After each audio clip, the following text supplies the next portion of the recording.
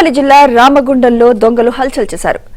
ఎన్టీపీసీలో ED ఉన్నతాధికారులు ఉద్యోగులు నివాసముండే PTS quarters లో అర్ధరాత్రి ఇద్దరు దొంగలు తమ ముఖాలకు ముసుగులు వేసుకుని మారణాయుధాలతో వచ్చి చోరీకి ప్రయత్నం చేశారు. అదే సమయంలో అక్కడ సీసీ కెమెరాలున్నట్టు గమనించి అక్కడి నుంచి వెళ్లిపోయారు.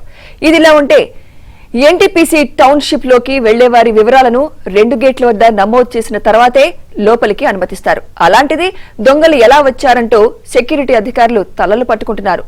దొంగల సంచారంపై పోలీసులకు ఫిర్యాదు చేయడంతో దర్యాప్తు చేపట్టారు.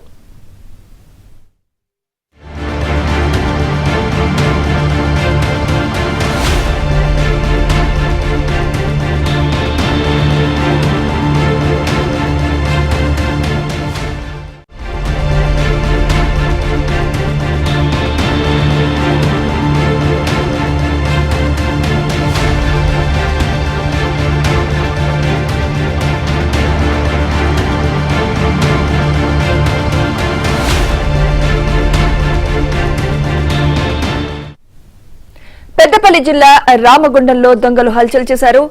ఎన్టీపీసీలో ఈడీ ఉన్నతాధికారులు ఉద్యోగులు నివాసముండే పీటీఎస్ క్వార్టర్స్ లో అర్ధరాత్రి ఇద్దరు దొంగలు తమ ముఖాలకు ముసుగులు వేసుకుని మారణాయుధాలతో వచ్చి చోరీకి ప్రయత్నం చేశారు. అదే సమయంలో అక్కడ సీసీ కెమెరాలు ఉన్నట్టు గమనించి అక్కడి నుండి వెళ్లిపోయారు. ఇదిలా ఉంటే ఎన్టీపీసీ టౌన్షిప్ లోకి వెళ్లేవారి వివరాలను 2 గేట్ల వద్ద నమోదు చేసిన తర్వాతే లోపలికి అనుమతిస్తారు. అలాంటిది దొంగలు ఎలా వచ్చారంటూ సెక్యూరిటీ అధికారులు తలలు పట్టుకుంటున్నారు. దొంగల సంచారంపై పోలీసులకు ఫిర్యాదు చేయడంతో దర్యాప్తు చేపట్టారు.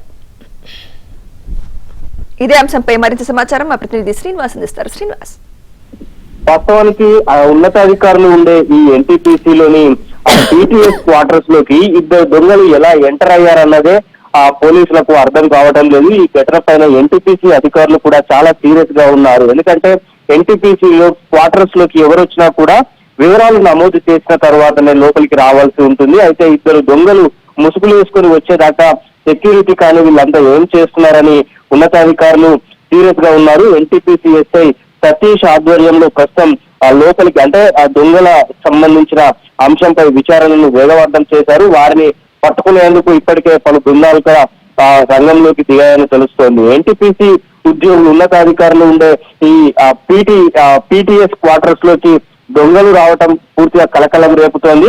వారి విజువల్స్ కూడా ఈ సీసీ కెమెరాలో రికార్డ్ అయ్యాయి. వాస్తవానికి సీసీటీవీ ఫుటేజ్ కూడా ఈ ఘటన ఆలస్యంగా వెలుగులోకి వచ్చింది. దీనిపైన ఉన్నతాధికారులు అయితే సీరియస్ గా ఉన్నారు.